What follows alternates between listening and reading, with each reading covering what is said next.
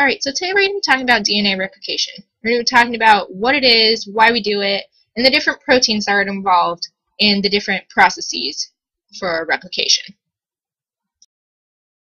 First, we asked ourselves, why do we even need replication? It is defined as the process of which one DNA molecule becomes two identical DNA molecules.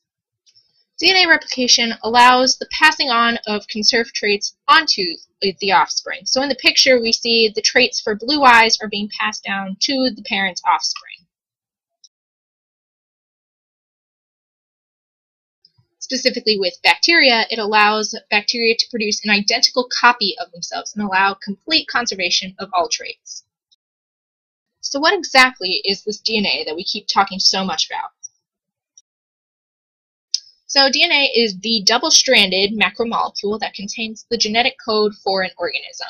It contains all the genes needed to code for regulatory proteins, all proteins needed for that organism to carry out life. It's composed of 4 basic building blocks: adenine, cytosine, guanine, and thymine. These are the 4 nitrogenous bases that will code for everything in DNA. Everything in the genome, just 4 little letters.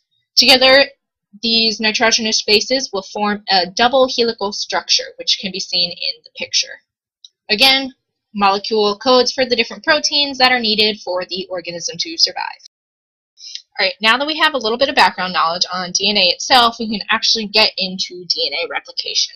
Today we're going to be going over the 5 main proteins that are involved in the process of replication, and that is helicase, the RNA primers, DNA polymerase III, DNA polymerase I, and ligase.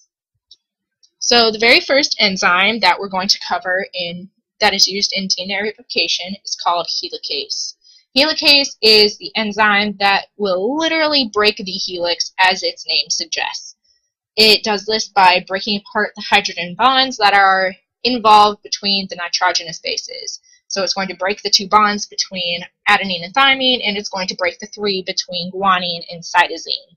And when it does this, it's going to end up creating a replication fork, which is when the 2 strands of DNA will come apart and fork and create the 2 separate strands that will no longer be connected by any sort of hydrogen bonding.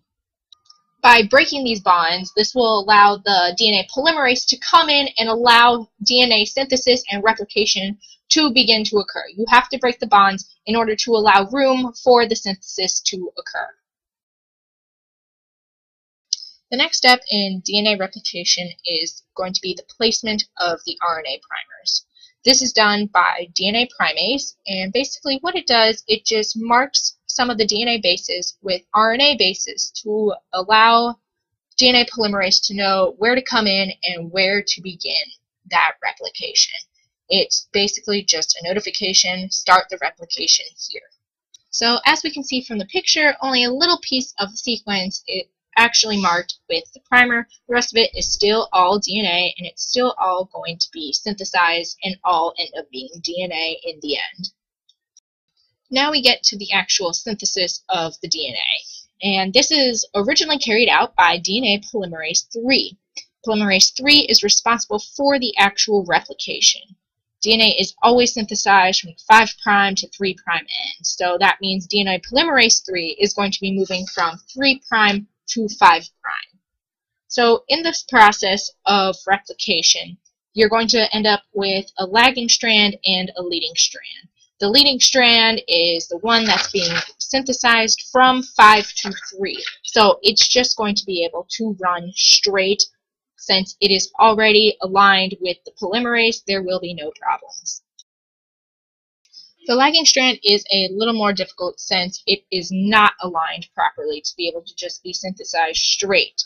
The lagging strand is synthesized instead in chunks where each of the RNA primers was placed.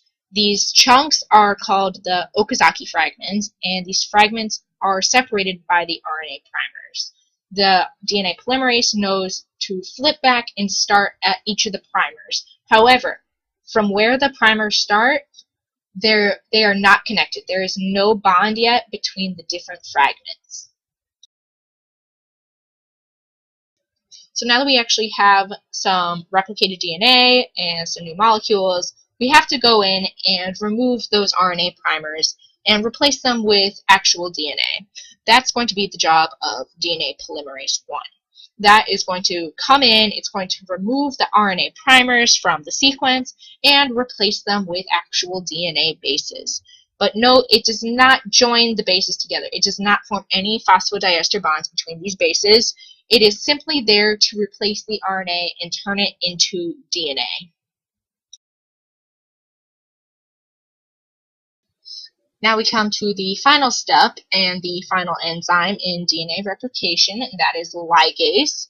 And what ligase is going to do is it's going to form any needed phosphodiester bonds. So wherever there was that RNA primer and it was replaced with the DNA, it's going to put in a phosphodiester bond there. It's going to connect all the DNA. It's going to make sure that there is one linear strand of DNA with all the bonds that it needs.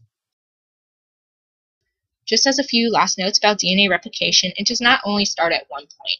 DNA replication begins at many places in a genome, and there are many replication forks going on. This speeds up the entire process as each origin can do a section of the genome. Number 2, this is a high-fidelity process in order to conserve the genome. We do not want any possible harmful mutations to be passed on to any future offspring.